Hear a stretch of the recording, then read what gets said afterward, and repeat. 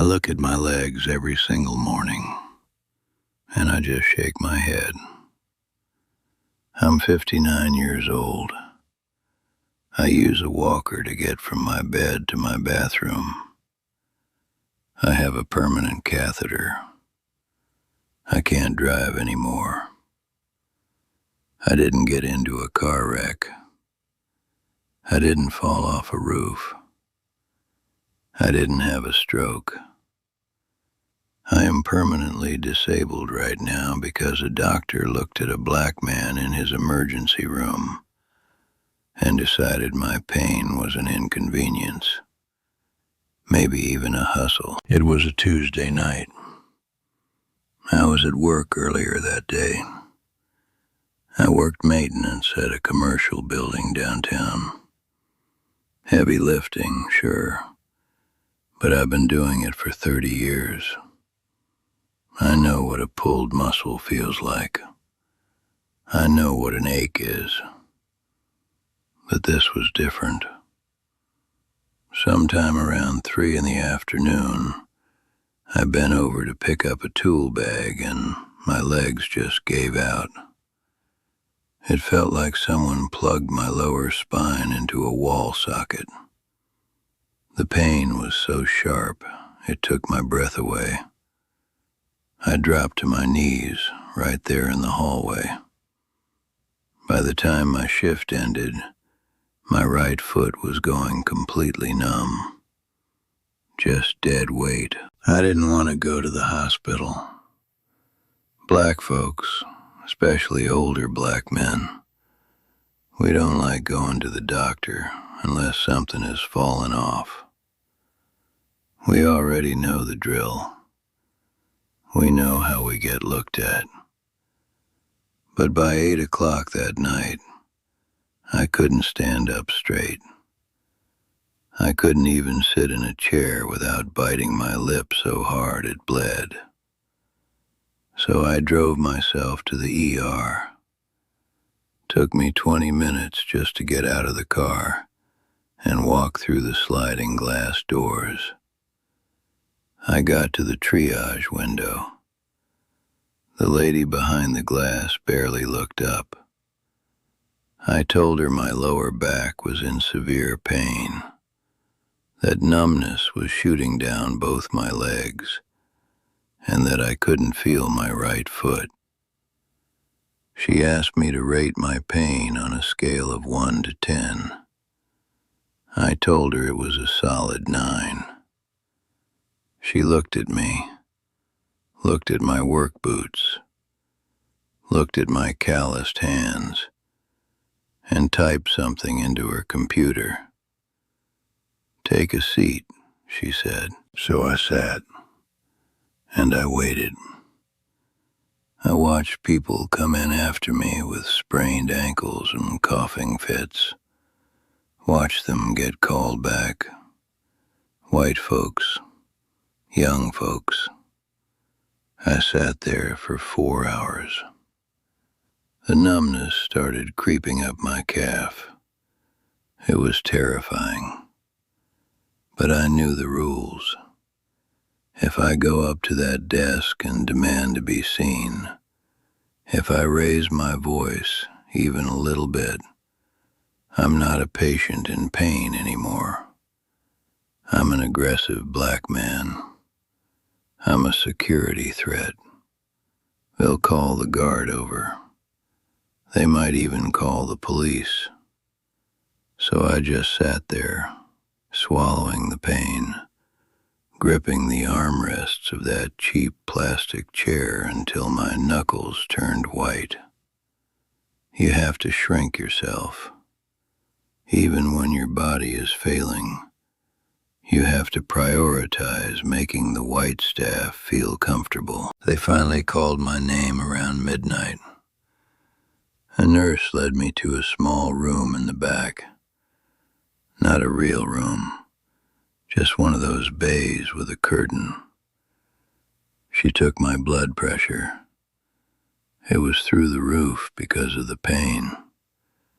She didn't say anything about it, just told me to put on a gown and wait for the doctor. Another hour goes by. The doctor finally walks in. He's young, maybe 35, clean cut. He didn't even bother to sit down. That's the first thing I noticed. When a doctor doesn't sit down, it means they've already decided you aren't worth their time. They have one foot out the door before they even say hello. He had an iPad in his hand. "So, lower back pain?" he asked. He didn't look at me, just the screen. I told him yes. I explained exactly what happened. I told him about the numbness. I told him my foot felt dead. I also told him something else, something embarrassing. While I was waiting, I realized I hadn't gone to the bathroom all day, and my stomach was completely bloated. I told him I felt like I needed to pee, but I physically couldn't. He sort of smirked. Just a little one, but I caught it. "You work maintenance, right?" he asked. "Yes," I said. "Probably just pulled a muscle. Maybe some sciatica. It happens as we get older. Heavy lifting will do that." I shook my head. "No, Doc. I know what a pulled muscle is. This is not a pulled muscle. I can't feel my foot. I can't go to the bathroom.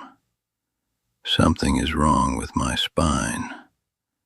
I need an MRI or an X-ray or something." He finally looked at me, and his eyes got that cold, flat look. The look that says, "Who do you think you are, telling me how to do my job?" "We don't do MRIs for routine back pain in the ER, he said, talking to me like I was a child. "Insurance won't cover it unless you've done 6 weeks of physical therapy. And an X-ray won't show nerve issues anyway." "Then do something that will," I said. I was trying so hard to keep my tone even. I was doing that mental math we always have to do. Speak firmly, but don't sound angry. Advocate for yourself, but don't sound challenging. I'm telling you, I cannot feel my legs. Then came the question they always ask us. "Have you taken anything for the pain before coming here?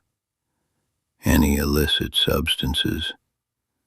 Do you drink heavily?" There it was. He didn't see a 59-year-old man with a medical emergency. He saw a stereotype.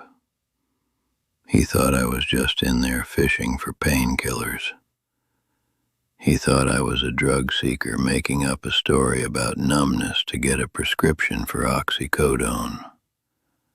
I told him no, I don't do drugs. I drink a beer on the weekends. I don't even like taking Tylenol unless I have to. I told him I didn't want his pills. I wanted a scan. I wanted to know why my legs were dying. "Well," he sighed, totally dismissive, "I'm going to write you a script for some muscle relaxers and some heavy-duty ibuprofen. You need to follow up with your primary care doctor in a few days. Rest. Ice it." He turned to leave. I grabbed the side of the bed.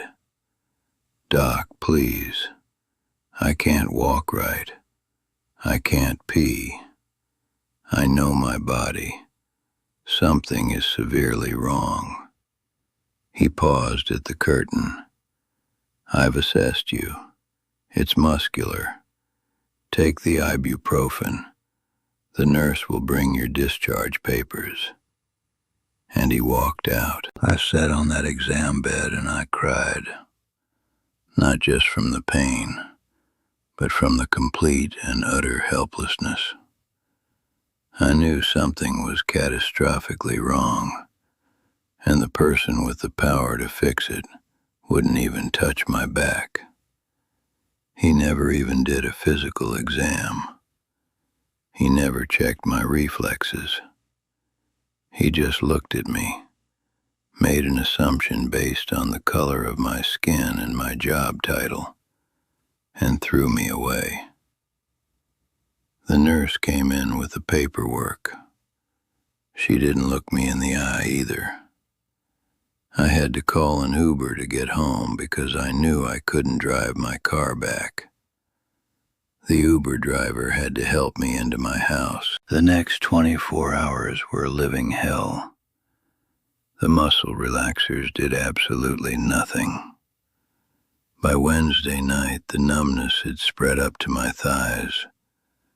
My stomach was so distended from not being able to empty my bladder that it looked like I was pregnant. The pain was so agonizing I was throwing up. But I was so terrified of going back to that hospital and being treated like a criminal that I just lay on my living room floor, praying to God to let it pass. By Thursday morning, I woke up on the floor and I couldn't move my legs at all. From the waist down, nothing. Dead.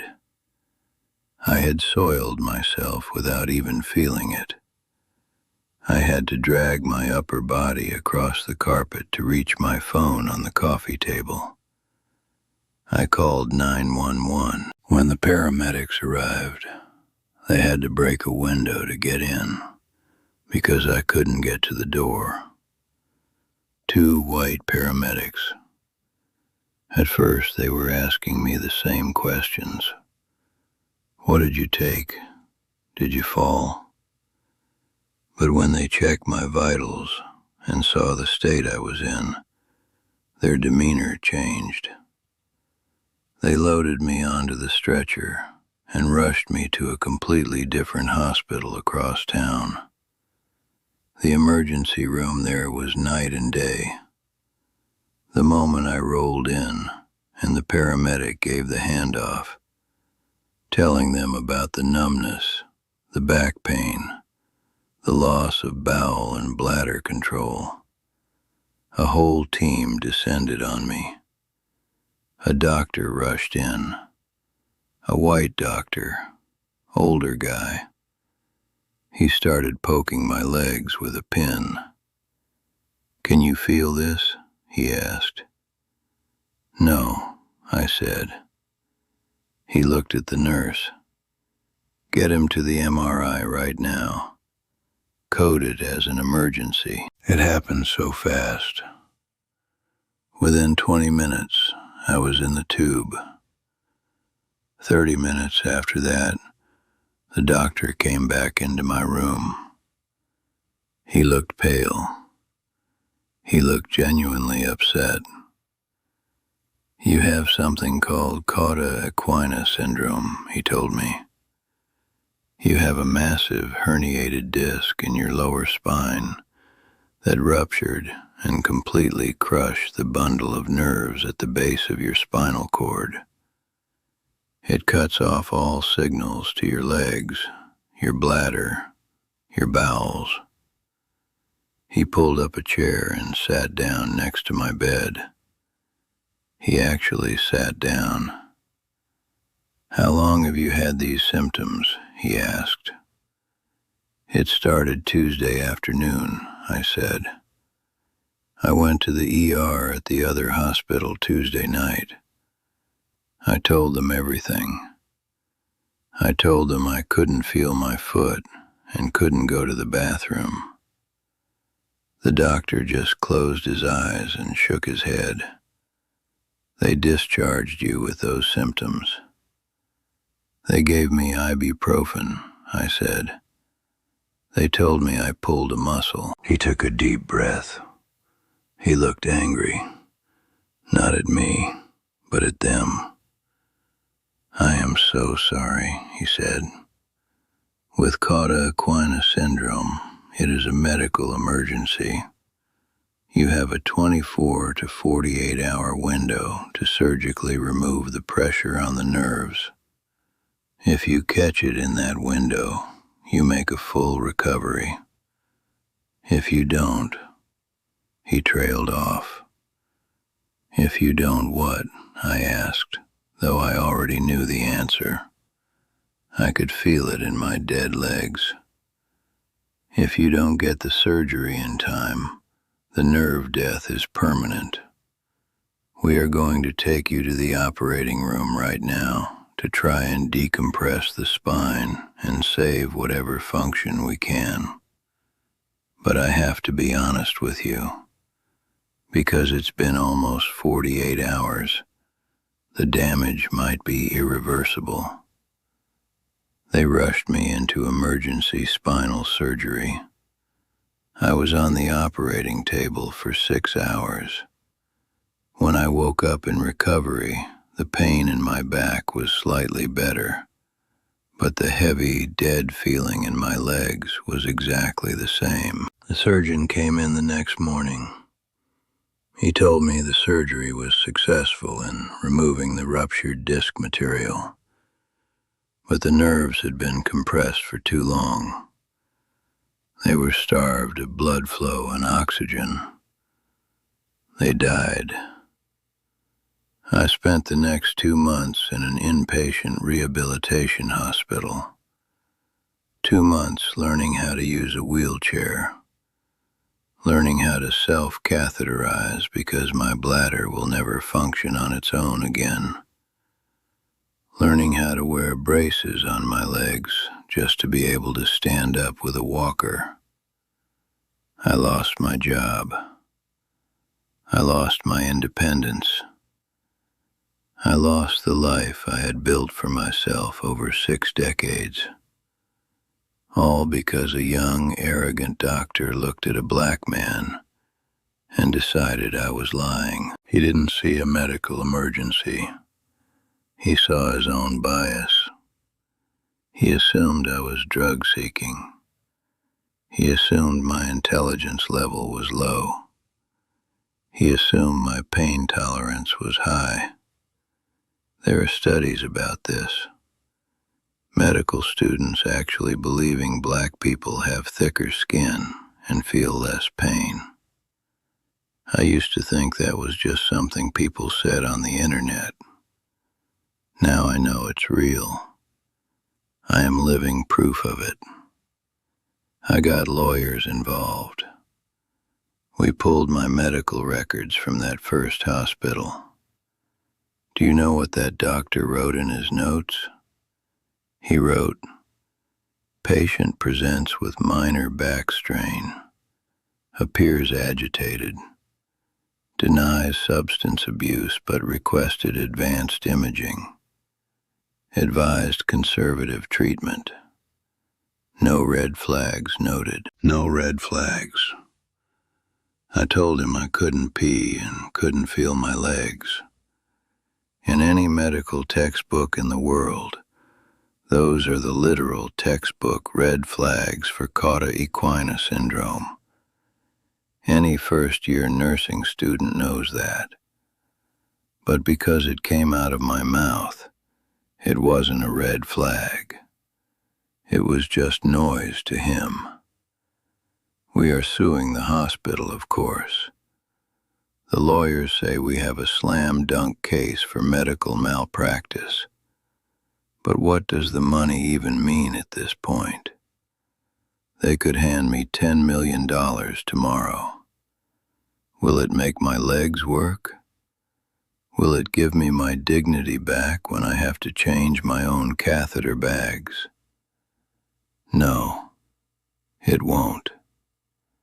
That doctor essentially took a scalpel and cut my life in half, all without ever touching me. And the hardest part is knowing how easily it could have been prevented. If I was a white man in a suit who walked into that ER saying my foot was numb, I would have had an MRI in an hour. I know it. You know it. Everybody knows it. The system isn't broken. It's working exactly the way it was designed to work. It was designed to filter us out, to ignore us, to let us suffer quietly in the corner until it's too late. I have to live with this for the rest of my life. I have to look at this walker sitting by my bed every single day and be reminded that in this country, my word means nothing. My pain means nothing. My life means nothing to the people who took an oath to do no harm. I'm leaving my story here on this channel because I know I'm not the only one. Medical racism is a silent killer. It ruins lives every single day, and nobody talks about it. If you felt this, if you've been dismissed, ignored, or mistreated by a doctor just because of who you are, drop a comment. I want to hear your story. I'll be reading them all. And please, subscribe to the channel, because there are a lot more of us with stories that need to be heard. We have to speak up for each other. God bless everyone. Goodbye.